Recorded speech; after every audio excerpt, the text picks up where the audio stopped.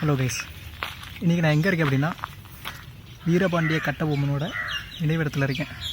வீரபாண்டிய கட்டபொம்மன் யாருன்னு உங்களுக்கு தெரியும், இருந்தாலும் நான் சொல்கிறேன்.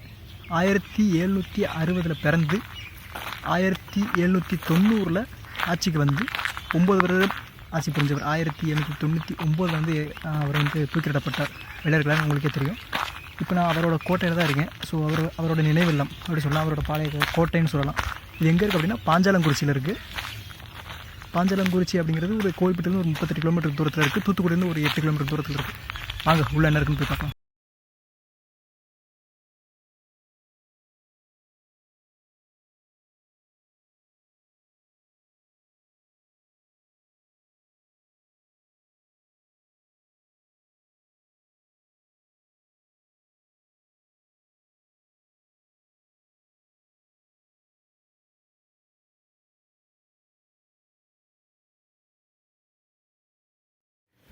வீரபாண்டிய கட்டபொம்மன் வந்து ஜனவரி 3, 1760 வந்து பிறந்தார். இவர் கூட பிறந்தவங்க இவரோட சேர்த்து வந்து 5 பேர்.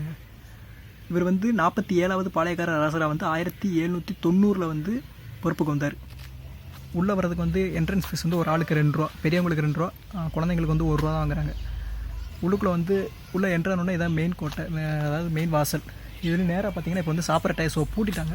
மெயின் வாசல் உள்ளுக்குள்ளே போனோடனே வீரபாண்டிய கட்டபொம்மனோட சிலை இருக்கும், மிகப்பெரிய சிலை இருக்கும். அது முழுக்க ஒரே கல்லால் கட்டப்பட்டது அப்படின்னு சொல்கிறாங்க. இங்கே அவரோட வாழ்க்கை வரலாறு முழுக்கவே வரைபடமாக வந்து வரைஞ்சி உள்ளே வச்சுருக்காங்க. என்ன நடந்தது அப்படின்றது வந்து அந்த ஜாக்சன் துரையிட்ட பேசினதாக இருக்கட்டும், உள்ளுக்குள்ளே போய் போரிட்டதாக இருக்கட்டும், அப்புறம் பேனர்மேன் அப்படிங்கிற அவர் வந்து கோட்டையை தகர்த்ததாக இருக்கட்டும், அவர் வீரபாண்டிய கட்டபொம்மன் வந்து தூக்கிலிடப்பட்டதாக இருக்கட்டும். அதுக்கப்புறம் தூக்கிலிடப்பட்டதுக்கப்புறம் வந்து ஊமத்துரை அவரோட தம்பி வந்து பாளையக்கார வீரர்களை மறுபடியும் வந்து 6 நாளில் வந்து இந்த கோட்டையை மறுபடியும் கட்டினாங்க பெருசாக. அதுக்கப்புறம் ஒரு கலெக்டர் வந்து அவர் இதை இடித்து ஒரு மிகப்பெரிய வரலாறே இருக்குது. நீங்கள் இங்கே வந்து பார்த்தீங்கன்னா சூப்பராக புரியும்.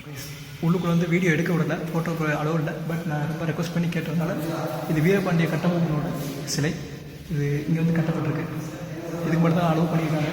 இது வீரபாண்டிய கட்டபொம்மனோட சிலை. உள்ளுக்குள்ளே நீங்கள் அந்த இதுக்குள்ளே வந்தோடனே உள்ளுக்குள்ளே இருக்குது.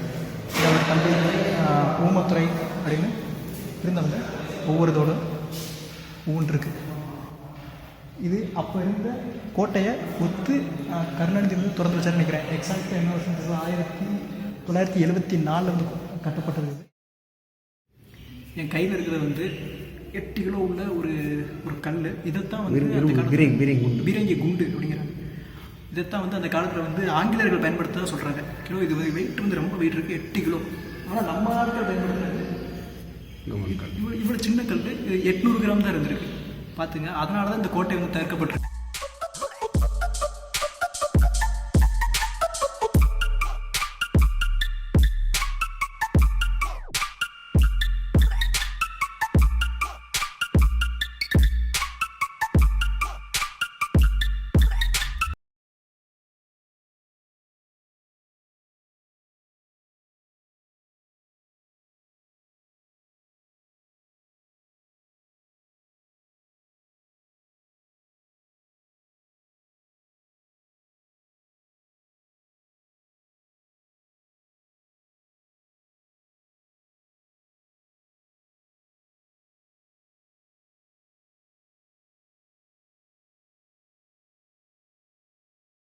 கோயில்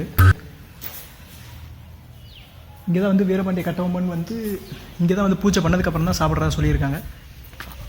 இப்போ நம்ம வந்து ஜக்கம்மாள் கோயில் இருக்கோம். இது வீரபாண்டிய கட்டபொம்மனோட நினைவிடத்துக்கு பக்கத்துலேயே, அதாவது நினைவு கோட்டைக்கு பக்கத்துலேயே இருக்குது. இதுதான் வந்து வீரபாண்டிய கட்டபொம்மனோட வந்து குலதெய்வம் அப்படின்னு சொல்கிறாங்க. நீங்கள் வந்தீங்கன்னாலும் தெரியும், பக்கம் அங்கே பக்கத்தில் தான் இருக்குது. இங்கே பார்த்தீங்கன்னா இது இருக்குது, கோயில் இருக்குது. நீங்கள் வந்தீங்கன்னா இங்கே கண்டிப்பாக வருவாங்க. இங்கே கூட்டம் அவ்வளோவா யாருமே வர்றதில்லை அப்படின்னு சொல்கிறாங்க. இந்த திருச்செந்தூர் கோயிலுக்கு வர்றவங்க மட்டும்தான் வர்றதாகவும், அந்தளவுக்கு யாரும் கூட்டம் வர்றதில்லை அப்படின்னு சொல்லிட்டு இருக்காங்க. புறா பிடிக்க போகிறேன்.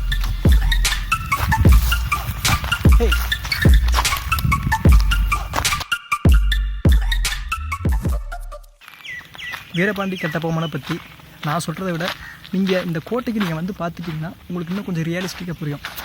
இப்போ நம்ம கோயிலுக்கு வந்துட்டோம், மறுபடியும் இப்போ கோட்டைக்கு வந்திருக்கோம். ஆனால் இப்போ கோட்டை பூட்டி இருக்குது. இப்போ சாப்பிட்றேன்னு நினைக்கிறேன். ஏன்னா இப்போ இந்த கோயிலுக்கு எப்படி வரணும், சரி இந்த கோட்டைக்கு எப்படி வரணும், இல்லை வெளியூர்லேருந்து வராங்கன்னு எப்படி வரணும்? நேர இந்த லைனில் வந்து தூத்துக்குடி டு மதுரை ரோட்டில் குறுக்குச்சாலை அதுலேருந்து உள்ள பண்ணி கட் பண்ணி 6 கிலோமீட்டர். இங்கே ஓட்டப்பிடாரிலேருந்து இங்கே வரலாம். திருநெல்வேலி வரலாம், கோயில்பட்டி வரலாம். 4 வழி சாலை. 4 வழி சாலை. இந்த வழியெல்லாம் வந்தாலும் சென்று ஓட்டப்பிடாரம் லைனில் இந்த வந்தால் குறுக்குச்சாலைலேருந்து 6 கிலோமீட்டர். சரி. உள்ளுக்குள்ளே இந்த ஜக்கம்மாள் கோயில் இருக்குது. இங்கே அவரோட கோட்டை இருக்குது. உள்ளுக்குள்ள அவரோட வீரபாண்டிய கட்டபொம்மனோட வாழ்க்கை வரலாறு முழுக்கமே இதில் இருக்குது. இந்த பக்கம் நீங்கள் திருநெல்வேலி, மதுரையிலிருந்து திருநெல்வேலி பக்கம் போகிறீங்க அப்படின்னா கண்டிப்பாக இந்த இடத்துக்கு ஒரு வாட்டி வாங்க, வந்து பாருங்கள். நம்ம ஒரு தமிழ் மன்னனோட ஒரு வரலாறு அவ்வளோ அற்புதமாக இருக்குது.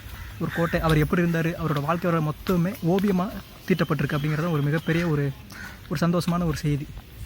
ஓகே கைஸ், இதே மாதிரி ஒரு அற்புதமான இடத்துக்கு கூடி சீக்கிரம் போய் நம்மளோட வரலாறை தெரிஞ்சுக்கலாம். Stay tuned. பாய்.